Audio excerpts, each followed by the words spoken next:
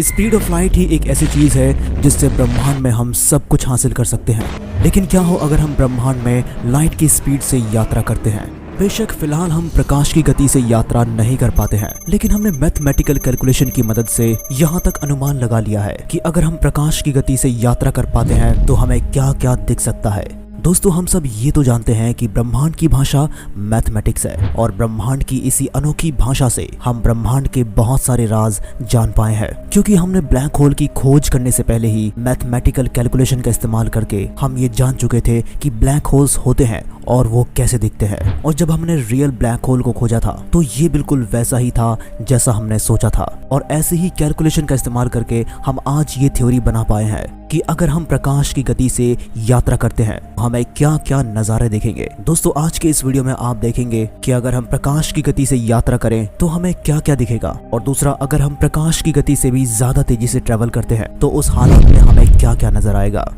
समय जो किसी के लिए नहीं ठहरता है।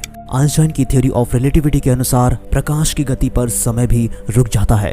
लेकिन जरा कल्पना कीजिए कि अगर आप प्रकाश की गति से भी ज्यादा तेज चल पाएं तो आपको क्या क्या नजर आएगा। क्या हमें कुछ दिखेगा या फिर नहीं, सब कुछ जानेंगे आज इस कीमती स्पेस के वीडियो के साथ। तो चलिए शुरू करते हैं प्रकाश की गति पर चलने वाला ब्रह्मांड का ये अनोखा सफर।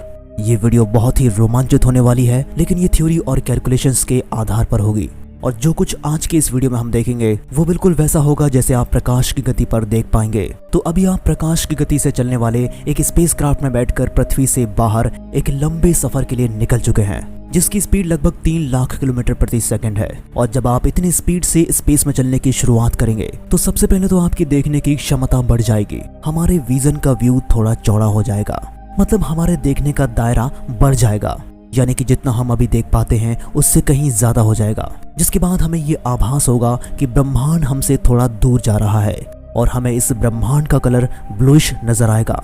इसके बाद अचानक से एक सफेद प्रकाश और सब कुछ गायब हो जाएगा और हम कुछ भी ऑब्जर्व नहीं कर पाएंगे, और इस अवस्था में टाइम भी एग्जिस्ट नहीं करेगा और अब यहाँ पर समय भी स्थगित हो जाएगा। तो चलिए अब हम आपके सामने इस बात को लाइव देखते हैं। हम शुरुआत अपनी पृथ्वी से करेंगे और टाइम लैप्स करते करते आगे पहुंच जाएंगे, और आपको यहाँ पर जो व्यू दिखेगा वो प्रकाश की गति पर दिखेगा। दोस्तों, ये है हमारा चांद और हम चांद की ओर जा रहे हैं प्रकाश की गति से। जिसके बाद तुरंत अचानक से आपको ये नजर आएगा, जिसके बाद ये नज़ारा 1 सेकंड में ही खत्म हो जाएगा और केवल 1.2 सेकंड के बाद आप चांद की जमीन पर होंगे। तो चलिए अब चलते हैं हमारे सौर मंडल के सबसे चमकदार सूर्य की ओर। ये भी आपको अचानक से सफेद दिखाई देगा। ये वीडियो थोड़ा फास्ट है, लेकिन तकरीबन 8 मिनट और 16 सेकंड के बाद ये व्हाइट स्पॉट आपके सामने से हट जाएगा, जिसके बाद आप सीधे सूर्य पर होंगे। चलिए अब अपने सौर मंडल के बाहर चलते हैं, और ये है अल्फा सेंटोरी स्टार सिस्टम। इसके बाहर निकलते ही आपको वही नजारा दिखाई देगा जो पहले दिखाई दिया था। प्रकाश की गति पाते ही आपकी आंखों की दृष्टि थोड़ी चौड़ी हो जाएगी।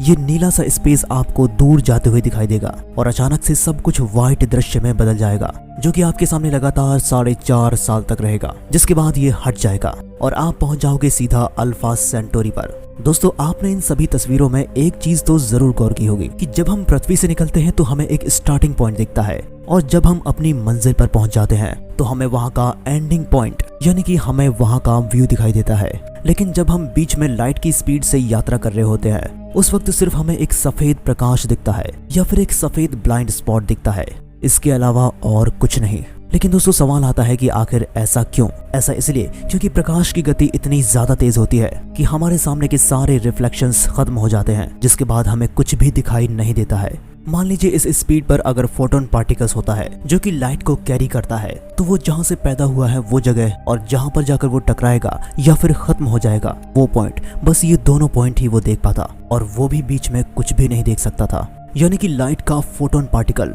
जो कि देख सकता है वो जब सूरज से पैदा होता तो वो सूरज को देख पाता, और जब वो पृथ्वी से टकराकर नष्ट हो जाता है तब वो पृथ्वी को देख पाता। लेकिन एक्सेलरेटर बढ़ाकर प्रकाश की गति पा लेने के बाद वो सूरज और पृथ्वी के बीच के किसी भी नज़ारे को नहीं देख पाता, क्योंकि 2,99,792 किलोमीटर प्रति सेकंड की रफ्तार में सब कुछ ब्लाइंड हो जाता है। चाहे फोटोन का कण करोड़ों साल पुराना क्यों ना हो, चाहे उसकी उत्पत्ति दूर दराज किसी गैलेक्सी में क्यों ना हो, फिर भी वो अपनी शुरुआत और अंत को ही देख पाता। इस बीच करोड़ों सालों में क्या आया और क्या गया वो कुछ भी नहीं देख सकता है। लेकिन दोस्तों हम तो ये देखना चाहते हैं कि प्रकाश की गति पर चलने पर, उस एक्सेलरेशन पर, उस स्थिति में क्या होता है, उस बीच हमें क्या नजर आएगा, कौन कौन से नजारे हमारे सामने आते हैं। दोस्तों मान लीजिए अगर हमारे पास कोई फ्यूचर पावर आ जाती है या फिर हमारी टेक्नोलॉजी इतनी एडवांस हो जाती है कि हम प्रकाश की गति पर जो कुछ भी हो सकता है वो सब कुछ ऑब्जर्व कर सकें, तो हमें ऐसे में क्या दिखेगा, चलिए इस बारे में अब जानते हैं। दोस्तों अभी तक आपने इस वीडियो में जो कुछ भी देखा था वो सब कुछ नेचुरल था। अगर आप प्रकाश की गति से ट्रेवल करते हैं तो आपको वो सब कुछ दिखेगा जो अभी हमने देखा था।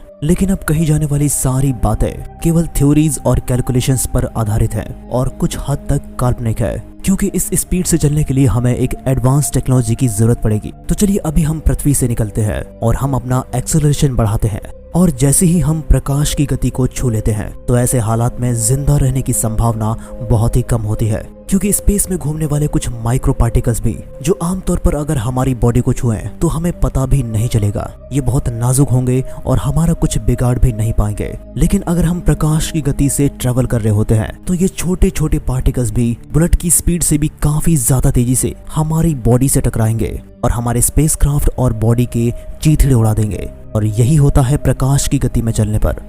चलिए मान लीजिए अगर हम किसी तरह इस हालात में भी जिंदा बच जाते हैं तो बाहरी दुनिया की घड़ी तो अपने टाइम पर ही चल रही होगी, लेकिन आपके लिए समय रुक जाएगा, क्योंकि आप अभी प्रकाश की गति से ट्रेवल कर रहे हैं और बाहरी दुनिया आपके मुकाबले बहुत ही फास्ट गति से फ्यूचर की तरफ मूव हो रही होगी। और आपके लिए कॉज एंड इफेक्ट दोनों ही एक ही टाइम पर होंगे, यानी कि किसी घटना का कारण और रिजल्ट एक ही टाइम पर देख पाओगे, यानी कि किसी तारे के जन्म को और उसके अंत को एक ही समय पर देख पाओगे, किसी का जन्म होते हुए, उसकी मृत्यु होते हुए और उसके पूरे जीवन को एक ही बार में देख पाओगे। दोस्तों ये बात समझना और समझाना बहुत मुश्किल है, लेकिन सच यही है कि स्पीड ऑफ लाइट पर चलने पर आपको यही सब नजर आएगा। और दूसरा, स्पीड ऑफ लाइट पर आप केवल 2 ही डायमेंशन को ऑब्जर्व कर पाओगे और आपको आपके सामने ब्लूइश और अल्ट्रा वायलेट चीजें ही सामने दिखेंगी, लेकिन आपके पीछे सिर्फ अंधेरा ही दिखेगा, क्योंकि आप फोटोन के कण की स्पीड से यात्रा कर रहे हैं। आपके सामने बहुत सारी चीजें आपको वियर्ड नजर आएंगे और आप प्रकाश के पार्टिकल यानी फोटॉन्स को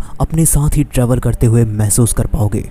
खैर ये तो ही प्रकाश की गति से चलने की बात, लेकिन क्या हो अगर आप प्रकाश की गति से भी ज्यादा तेज से चलते हैं, तब आपको ब्रह्मांड में क्या क्या दिखेगा। तो दोस्तों मैं आपको बता दूं कि हम प्रकाश की गति की वजह से ही देख पाते हैं, और जब हम प्रकाश की गति से भी ज्यादा तेजी से यात्रा करेंगे तो हमें कुछ भी देख पाना इम्पॉसिबल है। लेकिन जैसा कि हम अभी तक मानते आए हैं कि मान लीजिए अगर हमारे पास एक एडवांस टेक्नोलॉजी आ जाती है तो हमें क्या क्या दिखेगा, चलिए अब जानते हैं। दोस्तों किसी आम इंसान के लिए इस स्थिति की कल्पना कर पाना भी बहुत मुश्किल है, लेकिन फिजिक्स के पास इसका भी जवाब है। दोस्तों हमारी इस दुनिया में हम प्रकाश की गति से भी बहुत ज्यादा कम रफ्तार से ट्रेवल करते हैं। स्पीड ऑफ लाइट के मुकाबले हमारा जीवन और रफ्तार बहुत ही ज्यादा धीमी है, इसलिए हम कॉज के बाद इफेक्ट को देख पाते हैं, यानी कि हम बाप को पहले देखते हैं और उसके बाद उसके बेटे को जन्म लेते हुए देख पाते हैं। स्विच पहले ऑन करते हैं और टीवी बाद में चालू होता है। लेकिन जैसे हमने पहले देखा था कि जब हम प्रकाश की गति पर यात्रा कर रहे हैं तो आपको ये सारे कॉज और उसके इफेक्ट एक ही साथ दिखाई देंगे, लेकिन प्रकाश की रफ्तार से भी ज्यादा तेजी से यात्रा करने पर आपको इफेक्ट्स पहले दिखाई देंगे और कॉजेज उसके बाद दिखाई देंगे।